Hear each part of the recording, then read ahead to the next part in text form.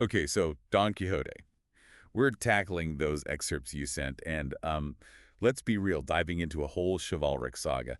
Not exactly light reading. That's the beauty of it, though, right? We get to unearth the brilliance of Cervantes without, well, needing a suit of armor. Exactly. And believe me, there's brilliance in spades. This book is centuries old, and people are still trying to figure it out. Hmm. It's funny, it's heartbreaking, and it makes you think about, well, windmills, for starters. Perfect example, actually. That whole idea of seeing what we want to see, even when reality is, well, reality. Don Quixote's delusions, they aren't just funny, they tap into something really human. That's like when you're a kid, that cardboard box. It's a spaceship, right? Only Don Quixote, he never really grows out of it. Windmills become giants. A barber's basin is suddenly some enchanted helmet. The helmet of Membrino. And the way Cervantes writes his justifications, comedy gold, but it makes you think. How much of what we see is just what we want to see, you know? Okay, now that's kind of unsettling. But I think that's the point, isn't it? Cervantes wants us to question, analyze, Yeah. maybe even laugh at ourselves a bit. Exactly. He's holding up a mirror to us, showing how easily we get swept up in our desires, our preconceptions. But it's not all doom and gloom, is it?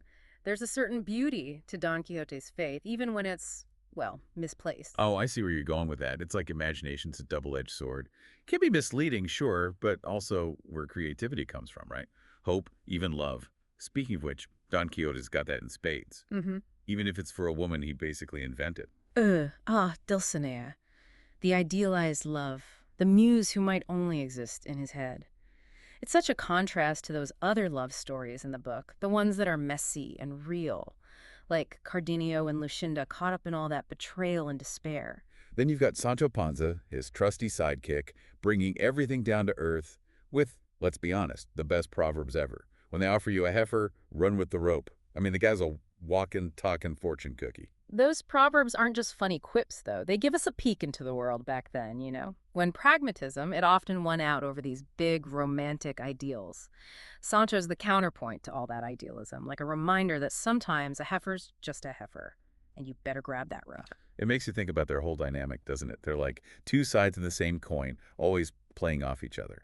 Exactly. And nowhere is that clearer than when they encounter that enchanted boat, don't you think? That's the one they end up just floating down a river, right? That's it.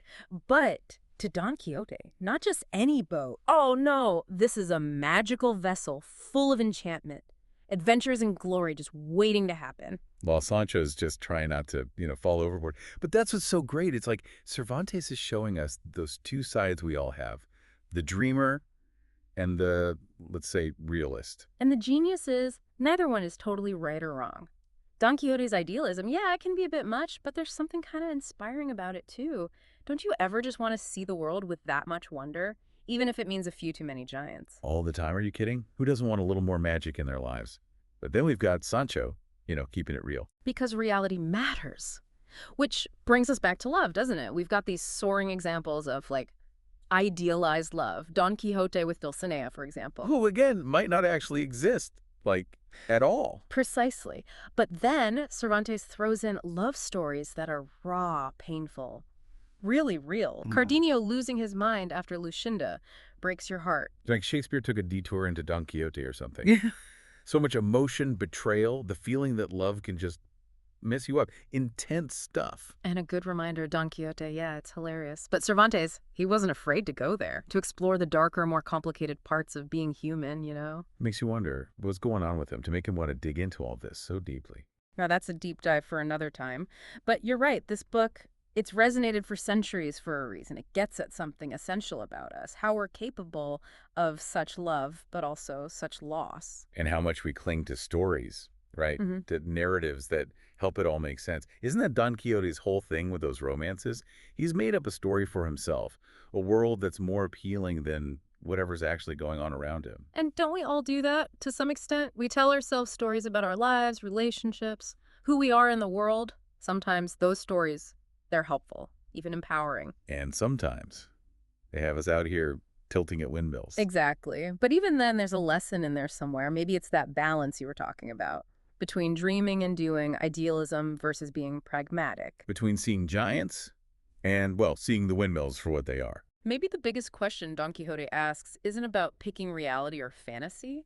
It's about how we handle that space in between. So where does that leave us then? Heads full of, I don't know, knights and proverbs and Maybe with a new appreciation for stories themselves, because this isn't just any story, is it? It's Cervantes commenting on stories, how they shape us, how they mess us up, how they take us on these crazy adventures. and talk about crazy adventures. This is a guy who made up a whole other author, right? Sita Benejelli or whatever. Like adding this extra layer of what's it called? Meta fiction.